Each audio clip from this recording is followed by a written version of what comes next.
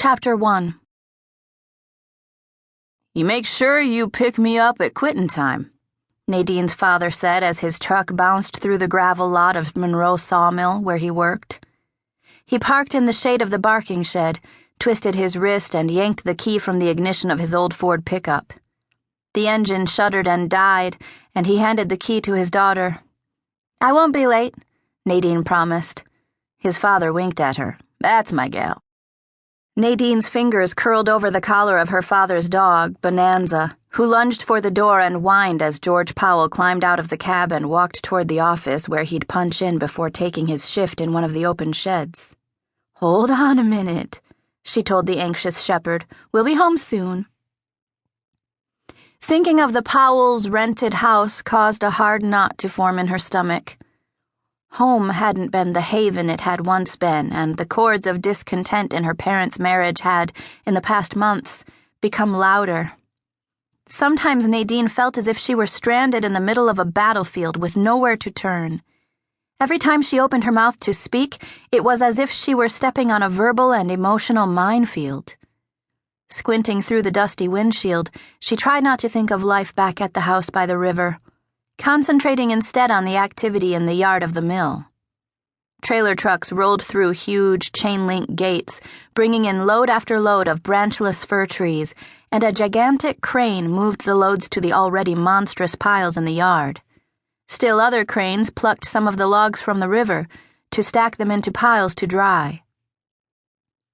Men in hard hats shouted and gestured as to the placement of each load.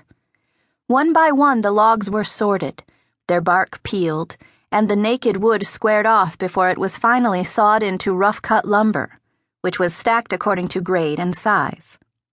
Her father had been a sawmill man all his life, and had often told her of the process of taking a single tree from the forest and converting it into lumber, plywood, chipboard, bark dust, and, in some cases, paper.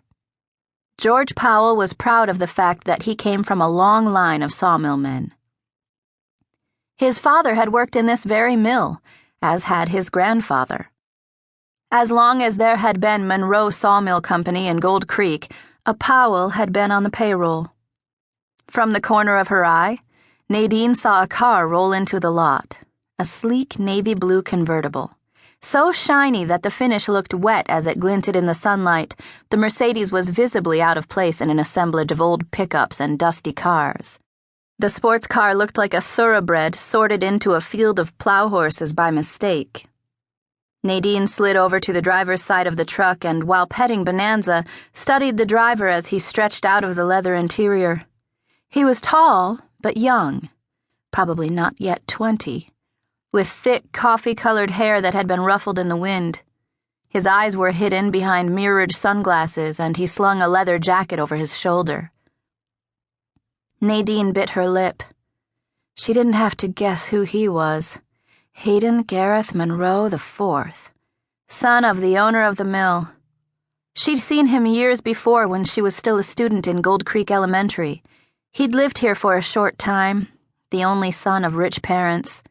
His first cousins were the Fitzpatricks, who owned the logging company that supplied most of the trees for this milling operation. The Monroes and Fitzpatricks, thick as thieves, her mother had often said. Between the two families, they owned just about everything in Gold Creek. Nadine remembered Hayden as a 12-year-old boy, not as an angry young man, but now he appeared furious. His strides were stiff and long, his jaw set, his mouth a thin line of determination. He glared straight ahead, not glancing left or right, and he took the 2 steps to the sawmill's office as if they were one. He stormed into the small company office and the door slammed shut behind him. Nadine's breath felt hot and caught in her lungs. She pitied whoever was the object of his obvious wrath. Fury seemed to radiate off him like the heat rising off the ground. Suddenly she wished she knew more about him. But her memories of the Monroes and their only son, the Prince, as her brother Ben had referred to him, were vague. She was pretty sure that the Monroes had moved to San Francisco about the time Hayden was ready to start high school, and they only returned in the summer to live in their